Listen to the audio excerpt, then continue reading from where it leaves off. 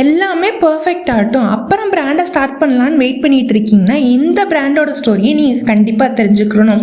பெரிய ஃபேக்ட்ரி இல்லை, ஹியூஜான product listing இல்லை, செலிப்ரிட்டி ஆட்ஸ் இல்லை, ஒரு சிம்பிள் ப்ராப்ளத்துக்கான சொல்யூஷனை மட்டும்தான் ஃபைண்ட் பண்ணாங்க. அதுவும் நேச்சுரலான வேலை ஃபைண்ட் பண்ணாங்க.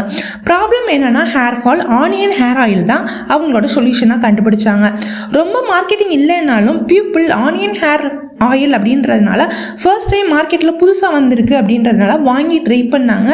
ரிவ்யூஸும் நல்ல நல்ல ரிவ்யூஸாக வந்துச்சு, பாசிட்டிவாக இருந்துச்சு. ஸோ மார்க்கெட்டில் இவங்களுக்குன்னு தனியாக ஒரு பிளேஸை பிடிக்க ஆரம்பித்தாங்க. அதுக்கடுத்து என்ன பண்ணாங்க அப்படின்னு பார்த்தீங்கன்னா ஃபேஸ் வாஷ், ஷாம்பூஸ், அப்புறம் வந்துட்டு பேபி ப்ராடக்ட்ஸ் அப்படின்னு சொல்லிட்டு அடுத்தடுத்து நிறைய இன்ட்ரடியூஸ் பண்ண ஆரம்பித்தாங்க. இப்படி ஒரு ப்ராடக்டை இன்ட்ரடியூஸ் பண்ணி அதுக்கப்புறம் ஒரு பிராண்டாக மாறினவங்க யார் அப்படின்னு பார்த்தீங்கன்னா மாமா எர்த் தான். அது மாதிரி நீங்கள் ஸ்மாலாக ஸ்டார்ட் பண்ணாலும் ஸ்மார்ட்டாக திங்க் பண்ணி ஸ்டார்ட் பண்ணணும்.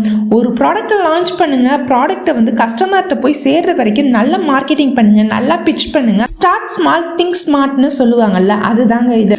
இதே மாதிரி நிறையா பிஸ்னஸ் டிப்ஸ் அண்ட் ட்ரிக்ஸ் நீங்கள் தெரிஞ்சுக்கணும் அப்படின்னு நினச்சிங்கன்னா மறக்காமல் நம்ம சேனலை ஃபாலோ பண்ணுங்கள்.